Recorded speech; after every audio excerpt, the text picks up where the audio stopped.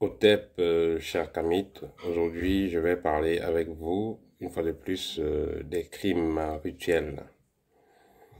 Déjà, il faudra savoir que les crimes rituels ne sont pas pratiqués uniquement dans le continent africain.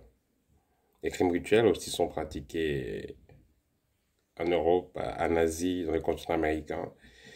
Les crimes rituels sont pratiqués dans tous les continents, mais à l'heure actuelle, ces crimes sont beaucoup plus pratiqués en Afrique. Ceux qui ont pratiqué ces rites à l'époque pensaient qu'ils faisaient hommage à des divinités qui allaient les aider à se développer. Mais à un moment donné, ces peuples ont compris que ces divinités-là ne les aident pas à se développer. Au contraire, ça les détruit de l'intérieur. Dans nos traditions africaines, on sait très bien qu'il y a des personnes qui ont des grands pouvoirs spirituels et qui ont des secrets qu'on ne peut pas révéler à tout le monde. C'est pourquoi ces personnes ont créé des sociétés secrètes. Cependant, à l'époque des guerres, les ennemis étaient capturés et certains, entre guillemets, mages ou sorciers qui étaient chargés de protéger le village pouvaient donc utiliser certaines forces pour pouvoir faire ce qu'ils ont à faire, donc protéger le village. Et il y avait des cas où il fallait des résultats concrets par rapport à l'urgence qui se présentait. Et une parenthèse ici, je vais vous rappeler que ceux qui connaissent vraiment nos traditions, ils savent que il y a des anciens qui étaient capables de faire des pratiques mystiques impressionnantes, telles que se téléporter, transformer le jour en nuit en quelques minutes, faire d'autres miracles, faire des ponts mystiques, traverser les cours d'eau et tout ça, téléporter tout un village et tout. Les gens avaient des pouvoirs pareils. Et à l'époque, c'était donc, puisqu'il y avait tellement de guerres intestines, il y avait aussi une certaine forme de course au pouvoir. Donc chacun avait besoin d'être plus fort sans forcément respecter la maths, sans forcément respecter les normes en ce qui concerne l'utilisation des pouvoirs mystiques. Donc, chacun faisait comme il pouvait faire, pourvu qu'il ait les résultats.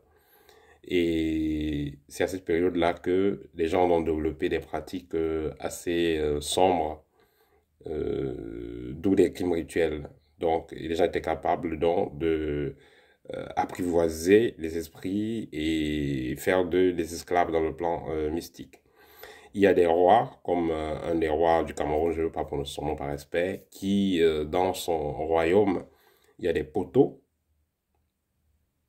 où on mettait les ennemis. Donc, vous êtes son ennemi, on vous attrape vivant, on vous met dans un poteau et on met le béton. Donc, les pareilles choses étaient faites, où vous allez voir un mur ou un poteau même, où c'est des mâchoires humaines, où c'est des parties des humains qui sont mis là. Voilà, donc ces personnes-là les faisaient parce que, soi-disant, c'était les ennemis, c'est une façon de les punir. Mais cependant, ces endroits allaient rester des endroits hantés parce que l'esprit humain, vous ne pouvez pas le dompter longtemps. Et avec le temps, ils ont commencé à comprendre que ce n'est pas si utile que ça et que ça n'aide pas tellement. D'ailleurs, même que l'Afrique, avec ces pratiques-là, a fini quand même par être colonisée. Donc, c'était pas quelque chose de si positif que ça. Parce que normalement, les Africains avaient des connaissances spirituelles qu'ils pouvaient utiliser pour se protéger, pour se défendre, mais il y avait également des pratiques qui n'étaient pas matiques. Mais on pouvait les faire au pire des cas qu'il n'y avait pas, on pouvait employer certaines techniques. Au pire des cas qu'il n'y avait pas une possibilité, qu'il n'y avait pas une autre forme d'échappatoire. Et quand on vous parle parfois aussi des génies titulaires des divinités, il y a dans l'histoire des personnes qui acceptaient volontairement se sacrifier pour leur communauté, pour leur village, c'est-à-dire sacrifice physique. asserteurs simulés ou faire quoi que ce soit qui était demandé pour satisfaire les esprits de leur clan. Et ces hommes, par la suite, étaient donc considérés comme des êtres divins. Donc, on les considérait comme des divinités. Et on les vénérait avec le temps. Et ils agissaient donc dans le plan spirituel pour aider le village. Donc, c'est-à-dire que le village a un problème spirituel et un problème et qu'on peut régler ça, bref, tous les problèmes se règlent spirituellement. On cherche donc un volontaire qui va donc aller dans le plan spirituel. Donc, il arrête son incarnation physique, il part là-bas et il va agir, il sera à cheval entre le monde spirituel et le monde physique pour aider les humains. Mais cependant,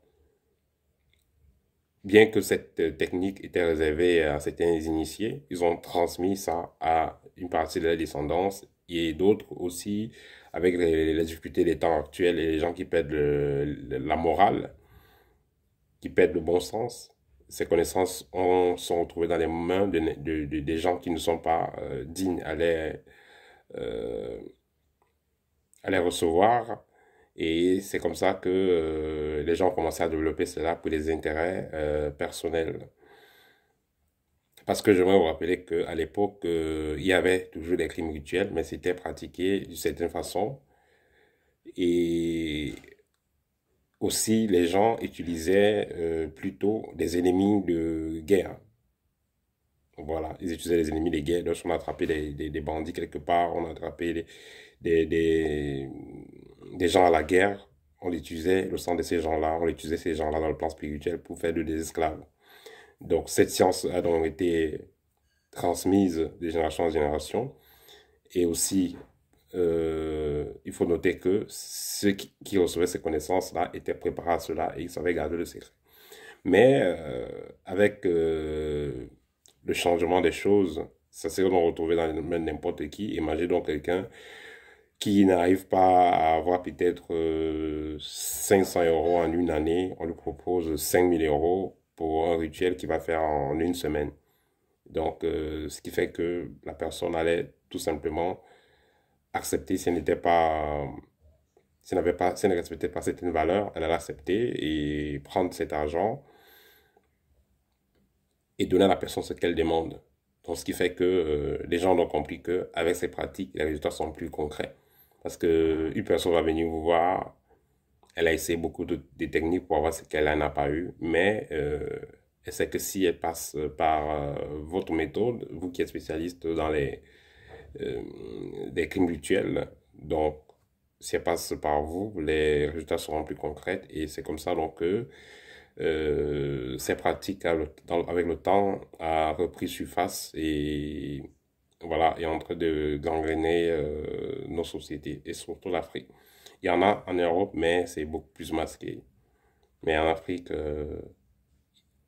ça, ça prend le vent en poupe. Voilà.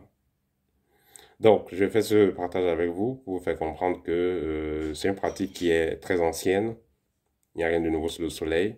Et elle a été pratiquée par les divers continents et elle est toujours pratiquée. Mais actuellement, c'est l'Afrique qui est beaucoup plus ciblée. Donc, c'est l'Afrique qui pratique beaucoup plus ce type de rituel.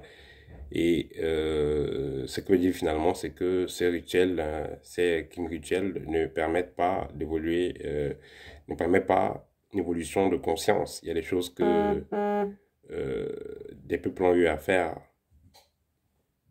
qui peut-être les a aidés à l'époque, mais les temps changent. À cette époque, ça ne va vous aider sous aucun plan. Au contraire, vous allez juste créer des karmas qu'il faudra dissoudre avec le temps, que vous le vouliez ou pas, par une compensation. Voilà, donc ça c'était un petit partage que je voulais faire sur les crimes rituels au TEP et à très bientôt.